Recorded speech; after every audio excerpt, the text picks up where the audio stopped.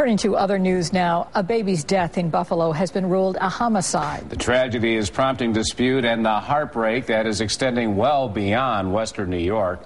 News 4's Lori Schultz is in our newsroom tonight with the details. Lori? Yeah, you're right. It's a very emotional, sensitive issue. The baby's death triggered a dispute over organ donation after two gravely ill out-of-town babies were denied his organs because of the suspicious nature of his death. I think that they can prove that it is a homicide without denying the organ donation. The medical examiners tell us that they actually have to do the autopsy.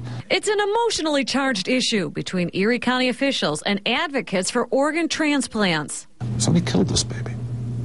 Somebody murdered this baby. It's terrible that this infant died, but it compounds the tragedy to have two more infants now at risk of dying. At issue is the death of a 13-month-old baby boy from Buffalo who was rushed to the hospital Sunday night and declared brain dead late Monday.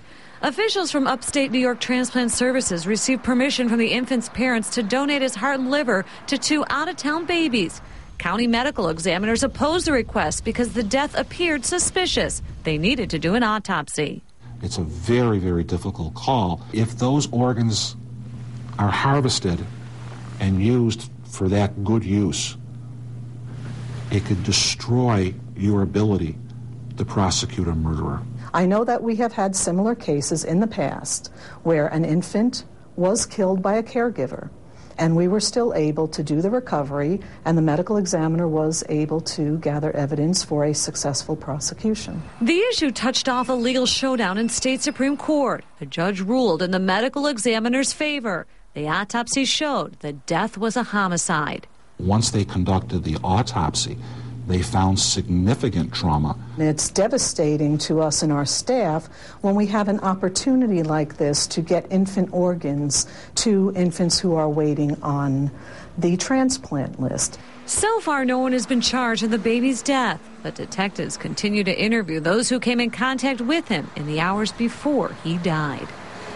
Well, tonight, an 8-month-old baby from New York City continues to wait for a liver, while a 5-month-old baby in Chicago waits to receive a heart. The Erie County Health Commissioner told me this afternoon that a meeting between the medical examiners and advocates for organ donation will take place next week, most likely on Monday. I'll have much more on that coming up. Live, Lori Schultz, News 4.